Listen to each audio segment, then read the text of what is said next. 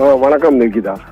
திண்டுக்கல் மாவட்டம் பழனி தண்டாயுதபாணி மடத்திற்கு சொந்தமாக சுமார் 1 ஏக்கர் 40 சென்ட் நிலத்தை போலி ஆவணங்கள் மூலம் சுமார் சந்தை மதிப்பில் 100 கோடி ரூபாய் மதிப்புள்ள நிலத்தை சுமார் 2 கோடி ரூபாய்க்கு தொண்டு நிறுவனத்தின் உரிமையாளர் என கூறப்படும் விழுப்புரத்தைச் சேர்ந்த முருகதாஸ் விற்பனை செய்துள்ளார். அந்த விற்பனை ஜஸ்டின் மணிகண்டன், சார் பதிவாளர் ஜஸ்டின் மணிகண்டன் பழனி சார் பதிவாளராக இருந்த பொழுது முறைகேடாக பத்திரப்பதிவு செய்த வழக்கு சிபிசிஐடி விசாரணையில் தற்போது நடைபெற்று வருகிறது. இந்த வழக்கில் தற்போது வரை 6 பேர் கைது செய்யப்பட்டுள்ளனர்.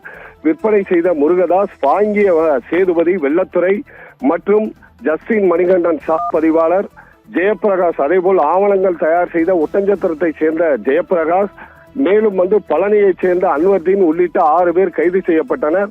இதில் 4 பேர் ஏற்கனவே சிபிசிஐடி காவல்துறையினர் அவர்களிடம் விசாரணை செய்தனர். இதில் அன்வர்தீன் கடந்த சில நாட்களுக்கு முன்பு மதுரை மத்திய சிறையில் உடல்நலக் குறைவால் உயிரிழந்தார்.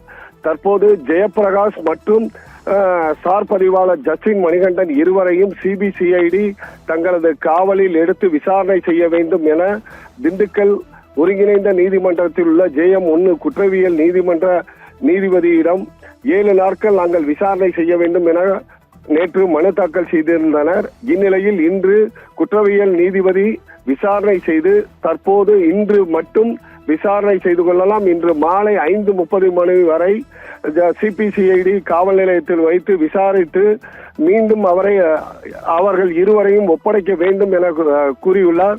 இதன் காரணமாக தற்போது சார் பதிவாளர் ஜஸ்டின் மணிகண்டன் மற்றும் ஜெயபிரகாஷ் இருவரையும் தற்போது சிபிசிஐடி காவல்துறையினர் காவல் நிலையத்திற்கு விசாரணைக்காக அழைத்து சென்றுள்ளனர். மீண்டும் அவர்களிடம் விசாரணை முடிந்து மீண்டும் மாலை 5:30 மணிக்கு ஒருங்கிணைந்த நீதிமன்றத்தில் ஒப்படைப்பார்கள் என்று கூறப்படுகிறது. தற்போது சிபிசிஐடி காவல்துறையினர் விசாரணைக்காக அழைத்து சென்றுள்ளனர். நிகிதா.